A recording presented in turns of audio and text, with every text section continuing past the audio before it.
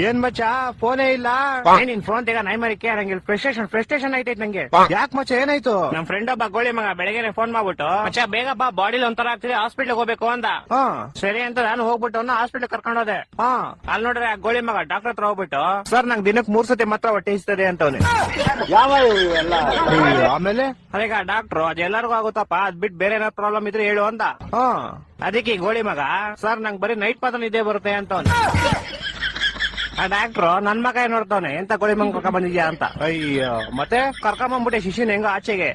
ಆಚೆ ಬಂದ್ಬಿಟ್ಟು ಶಿಶಿ ಹಾಸ್ಪಿಟ್ಲ್ ಎಲ್ಲ ಫುಲ್ ನೋಡ್ಬಿಟ್ಟು ಮಚ್ಚ ಈ ಹಾಸ್ಪಿಟ್ಲ್ ನಂಗೆ ತುಂಬಾ ಸ್ಪೆಷಲ್ ಅಂದ.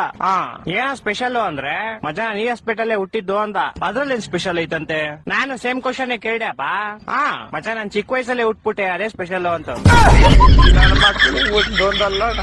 ಒಂದೊಂದಲ್ಲ ಅದ್ ಬಿಡಪ್ಪ ಹೋಗ್ಲಿ. ಮಚ್ಚೆ ಹುಟ್ಟಿದ ತಕ್ಷಣ ನಂಗೊಂದ್ ಸೀಕ್ರೆಟ್ ಗೊತ್ತಾಯ್ತು ಅಂದ. ಏನ್ ಸೀಕ್ರೆಟ್ ಅಂದ್ರೆ ಮಚ್ಚೆ ಹುಟ್ಟಿದ ತಕ್ಷಣ ನೋಡ್ತೀನಿ ನೋಡಿದ್ರೆ ನಮ್ಮ ಅಮ್ಮ ಲೇಡೀಸು ನಮ್ಮಪ್ಪ ಜೆಂಟ್ಸು ಅಂತ.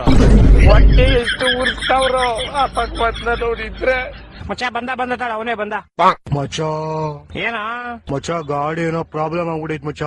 ಏನಾಯ್ತಾ? ಮಚ್ಚ ಗಾಡಿ ಓಡಿಸಿದ್ರೆ ಟೈರ್ ತಿರುಗ್ತೈತೆ ಮಚ್ಚ. ಮಚ್ಚ ಏನೋ ಮಾಡೋದು ಇವಾಗ? ಮಚ್ಚ ಇದು ಇಲ್ಲೆಲ್ಲೂ ಆಗಲ್ಲ. ಏರೋಪ್ಲೇನ್ ಟೈರ್ ರಿಪೇರಿ ಮಾಡ್ತಾ ಗೊತ್ತಾ? ಅಲ್ಲೇ ಹೋಗ್ಬೇಕು. ಅಲ್ಲಿಗೆ ಫೆಬ್ರವರಿ 30ನೇ ತಾರೀಕು ಹೋಗೋಣ ಸರಿನಾ?